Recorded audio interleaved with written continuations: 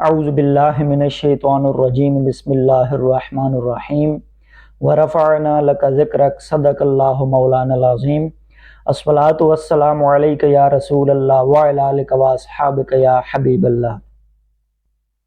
لا کر برہمنوں کو سیاست کے پیچ میں، زناریوں کو دیر کہن سے نکال دو، وہ فاقہ کش کے موت سے ڈرتے نہیں ذرا، روح محمد ان کے بدن سے نکال دو، اہل حرم سے ان کی روایات چھین لو، آہو کو مرغزار ختن سے نکال دو، فکر عرب کو دے کے فرنگی تخیلات، اسلام کو حجاز و یمن سے نکال دو، افغانیوں کی غیرت دین کا ہے یہ علاج، ملا کو ان کے کوہ و دمن سے نکال دو، اقبال کے نفس سے ہے لالے کی آگ تیز، ایسے غزل سرا کو چمن سے نکال دو۔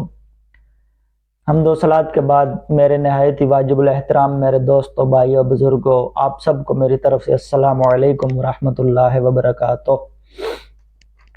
دوستو، میں 2-4 منٹ کے اندر اپنی گفتگو کو مکمل کر کے اجازت چاہوں گا۔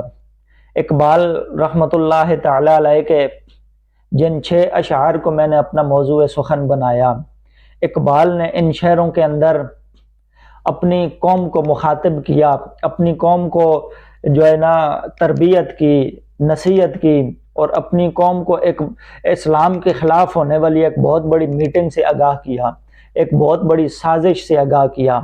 اور آپ کو بتاتا چاہوں، میں اکثر یہ کہتا رہتا ہوں کہ اقبال کسی چھوٹی سی شے کا نام نہیں ہے، اقبال بہت بڑی وسعت کا نام ہے۔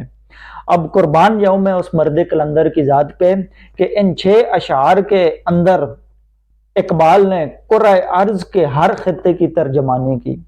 یہ نہیں کہ اقبال نے صرف پاکستان کے مسلمانوں کے رہنمائی فرمائی یا ان کی ترجمانی کی، نہیں، اقبال امت مسلمہ کا لیڈر ہے، اور اس نے اگر ان 6 اشعار کی بات کی جائے تو روئے زمین کے ہر خطے کی ترجمانی کر رہے ہیں اقبال ان 6 اشعار کے ذریعے۔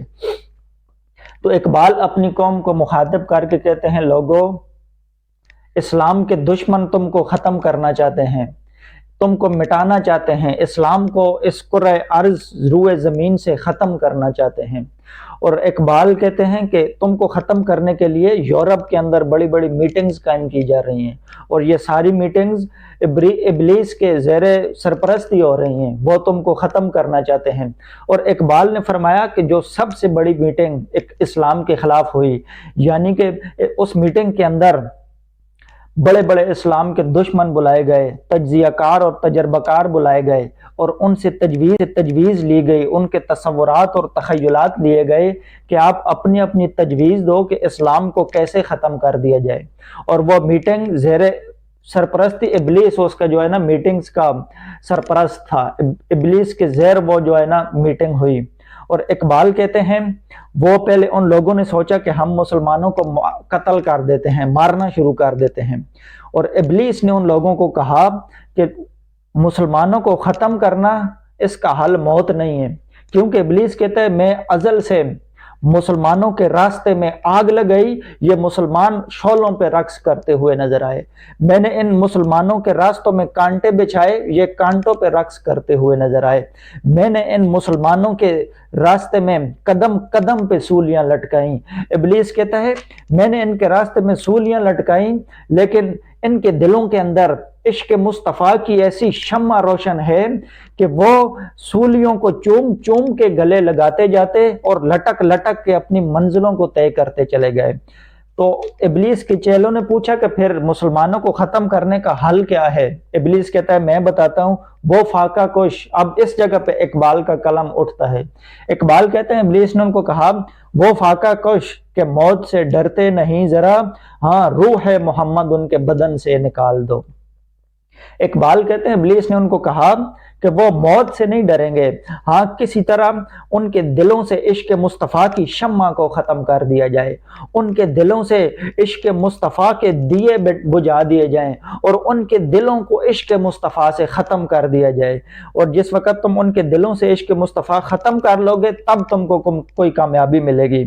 تو ابلیس نے چیلوں نے کہا کہ ہم ان کے دلوں سے عشق مصطفیٰ ختم کریں گے، لیکن اتنی بڑی زمین شروعات کہاں سے کریں؟ ابلیس کہتا ہے میں بتاتا ہوں، اہل حرم سے ان کی روایات چھین لو، آہو کو مرغزار ختن سے نکال دو۔ ابلیس کہتا ہے اہل حرم کی سرزمین پہ چلے جاؤ، کیونکہ اس زمین پہ ایسے لوگ آباد ہیں کہ جو پوری امت مسلمہ ایسے لوگوں کا بڑا ادب، احترام اور ان کو فالو کرتی ہے۔ تو اب دیکھیں اسلام کے خلاف ان لوگوں کی کتنی بڑی سازش ہے۔ وہ کہتے ہیں کہ ہم نے شجر، ایک درخت ہوتا ہے نا، اس کی ٹہنی کو کچھ نہیں کرنا، پتوں کو کچھ نہیں کہنا، درخت کو کچھ نہیں کہنا، ہم نے جڑیں اکھیڑ کر رکھ دینی ہے اسلام کی۔ تو وہ کہتے ہیں سب سے پہلے ابلیس نے کہا حرم میں جاؤ، ان لوگوں کے دلوں سے عشق مصطفیٰ ختم کرو، ان لوگوں کے دلوں میں اسلام کی نفرت پیدا کرو، آہو کو مرغزار ختن سے نکال دو۔ ختن کے علاقے میں پائی جانے والی ایک ہرن جس کی ناف میں اللہ پاک نے ایسی خوشبو رکھی کہ جس کی خوشبو سے پورا علاقہ اور پورا ارد گرد کا ماحول خوشبودار بن جاتا ہے۔ ابلیس کہتا ہے ہم نے خوشبو نہیں ختم کرنی، خوشبو کب تک ختم کریں گے؟ ہم نے اس ہرن کو ختم کرنا ہے کہ جو روزانہ خوشبو پھیلاتی ہے، مہک پھیلاتی ہے۔ اب آگے ابلیس کہتا ہے کہ ایک چیز ان سے لے لینا، اہل حرم سے ان کی روایات چھین لو، بڑوں کی روایات چھین لو، اور اس کے بعد ایک چیز ان کو دے کے آنا۔ دے کے کیا آنا؟ فکر عرب کو دے کے فرنگی تخیلات، اسلام کو حجاز و یمن سے نکال دو۔ ابلیس کہتا ہے ان سے روایات ان کے بزرگوں کی چھین کے اب اپنی فکر ان کو دے کے آنا، ان کے فکر کے اندر اپنے فرنگی والی فکر کو پیوست کر دیا جائے، اسلام کو حجاز و یمن سے نکال دو۔ یہ جو خطہ ہے نا، حجاز و یمن کا خطہ، سب سے پہلے شروعات ادھر سے کرو، کیونکہ ادھر کے لوگوں کو بڑی فالو کرتے ہیں، امت مسلمہ سب فالو کرتے ہیں۔ اس کے بعد ابلیس کہتا ہے، اقبال نے بتایا کہ ابلیس نے ان کو کہا پھر افغانستان کی سرزمین پہ، یہ میں مختصر گفتگو کر رہا ہوں، ابلیس کہتا ہے پھر افغانستان کی سرزمین پہ چلے جانا، کیونکہ ادھر دین کی بڑی غیرت رکھنے والے لوگ موجود ہیں۔ تو ابلیس نے چیلوں نے کہا کہ ان کی غیرت کا کیا علاج ہے؟ ابلیس کہتا ہے افغانیوں کی غیرت دین کا ہے یہ علاج، ملا کو ان کے کوہ و دمن سے نکال دو۔ ابلیس کہتا ہے کہ افغانستان کی سرزمین پہ ایک ایسا طبقہ موجود ہے، ملا، علماء کرام اور اولیاء کرام کا۔ ابلیس کہتا ہے یہ ایک ایسا طبقہ ہے کہ انہوں نے ممبروں پہ بیٹھ کے عشق مصطفیٰ کے ایسے ایسے باب بیان کر دیے، عشق مصطفیٰ کے ایسے مضمون کھول دیے، اور انہوں نے پھٹی ہوئی چٹائیوں کے اوپر بیٹھ کے عشق مصطفیٰ کے درس دیے، اور ایسا عشق کا باب کھولا کہ لوگ ان کی تقاریر سن کے اور عشق و محبت کی باتیں سن کے حضور علیہ الصلوۃ والسلام کے نام پہ اپنی گردنیں کٹوانے کا جذبہ رکھتے ہیں اپنے دل میں۔ تو ابلیس کہتا ہے ان کا یہ علاج ہے کہ اس طبقے کو افغانستان کی سرزمین سے نکال دیا جائے، ان کے کوہ و دمن سے نکال دیا جائے۔ آخر میں اقبال کہتے ہیں ابلیس نے پھر ان کو کہا، پھر اس کے بعد آخری خطہ ہے سرزمین ہند، پاک و ہند کا، پھر ہمارے خطے کا بتایا۔ اب ابلیس کہتا ہے سرزمین ہند پہ چلے جانا، ادھر جا کے کیا کرنا؟ ادھر ایک طبقہ بتاتا ہوں، یہ جو شاعروں کا طبقہ ہے نا، ان کو ختم کرنا ہے، کیونکہ سرزمین ہند نے ایسے ایسے شاعر جنم لیے کہ جنہوں نے اپنے شعروں کے اندر عشق مصطفیٰ کی ایسی مستیاں بیان کر دیں کہ لوگ ان کے ایک ایک شعر سن کے اپنی پوری پوری زندگی کو بدل کے رکھ دیتے ہیں۔ اور پھر ابلیس کہتا ہے اگر شروعات کرو تو شروعات اقبال سے کرنا۔ کیونکہ وہ اقبال ہی تھا کہ جس نے ہماری خفیہ میٹنگز کو اپنی قوم کے سامنے فاش کر کے رکھ دیا، ہمارے بڑے بڑے راز کو اپنی قوم کے سامنے بڑے بڑے راز فاش کر دیے۔ اقبال کو سے شروعات کرنا، کیوں؟ اقبال کے نفس سے ہے لالے کی آگ تیز، ایسے غزل سرا کو چمن سے نکال دو۔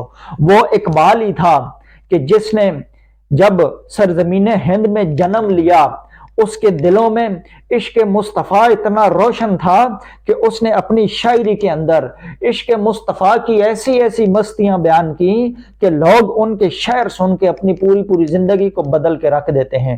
اس نے عشق مصطفیٰ کے ایسے باب کھول دیے، عشق مصطفیٰ کے ایسے مضمون کھول دیے، عشق مصطفیٰ کی ایسی شمع جلا دی، عشق مصطفیٰ کے ایسے دیے جلا دیے اقبال نے کہ لوگ ان کے شعر سن کے आए इश्क मुस्तफ़ा में झूमते हुए नजर आते हैं, इश्क मुस्तफ़ा पे लुटते हुए नजर आते हैं, हुजूर के फकत नाम पे अपना तन मन धन कुर्बान करते हुए नजर आते हैं। तो इब्लीस कहता है इस इकबाल ने बड़ी आग मचाई, इस इकबाल ने हर दिन अपने अशार के जरिए, मतले और मकते के जरिए इश्क मुस्तफ़ा के बाब खोल रहा है, मजमून बयान कर रहा है। सबसे पहले इस इकबाल को खत्म कर दिया जाए। इकबाल के नफस से है लाले की आग तेज, ऐसे गजल सरा को चमन से निकाल दो।